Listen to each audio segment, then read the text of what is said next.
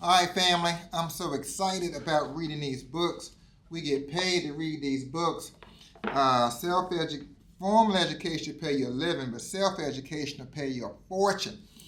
We get paid to read these books. This is how we self-educate. This is how I went from Enfield, North Carolina, single wide trailer, next to a hog pen, no experience in sales, marketing, insurance, financial services, business, nothing, to way more successful than I imagined that I would ever be. More money in a month than most people make in a year.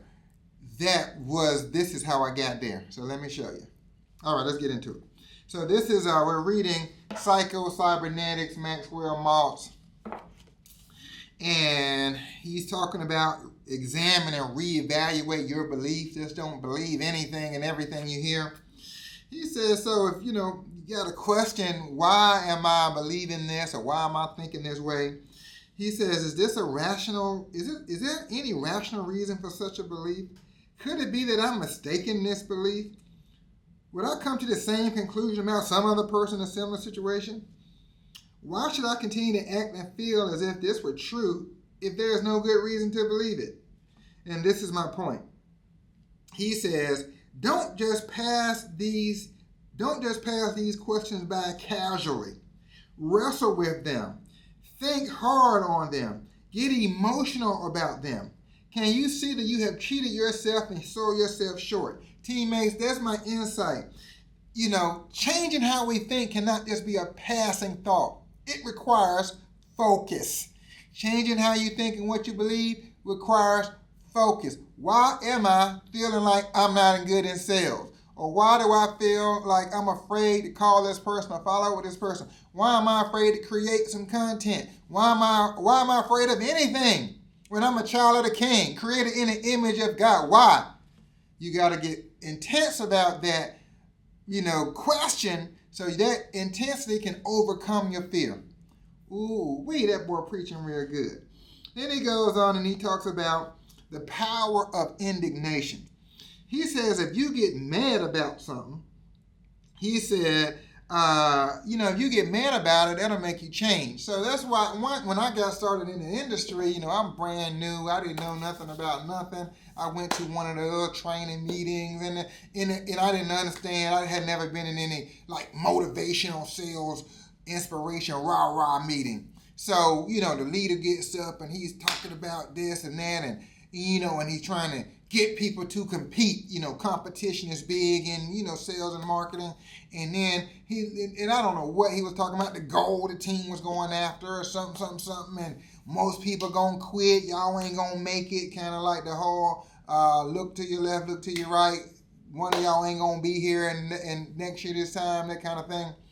And he looked at me, the guy that was leading that particular meeting, and said, and then asked me a little bit about myself. And he said, green-eyed pretty boys like you don't make it here. And green-eyed pretty boys like me don't make it here. This is my very first time meeting that particular person. And boy, that thing heated me up for real. Because I was like, you don't even know me like that. This guy was making $100,000 a year or so, maybe two. And, obviously, that's why I joined. I wanted to get to that point.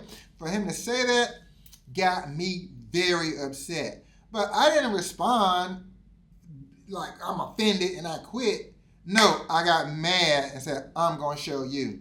So, and that's my insight number 2. You got to transfer that energy of I'm mad to I'm going to prove myself to you and go out and prove that you can be successful to yourself and to whoever else is messing with you. All right. So you can stand, and in business, you can stand up to a bully by how you perform.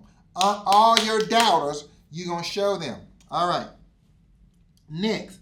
Then he goes on to say, and that's if somebody obviously says something to you. Well, it doesn't necessarily have to be that. It could be circumstances.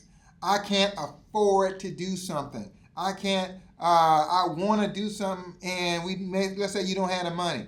Teammates, so many people that spend their whole life, I can't afford it, and it's not a big deal. I can't afford that, it's not a big deal. Or they want to go on a trip, want to take their family somewhere, and if they can't, they kind of resign to, well, it just won't for me. Listen, no. That's, in my opinion, that's not the right attitude. Well, at least I'm talking about me. My attitude is, I gotta figure out how to do it. I can afford anything I want. This is if I want it bad enough. That's insight number 3. You can afford anything you want if you want it bad enough. Get mad about your goals and use that for motivation to work harder and go after it and be creative. All right?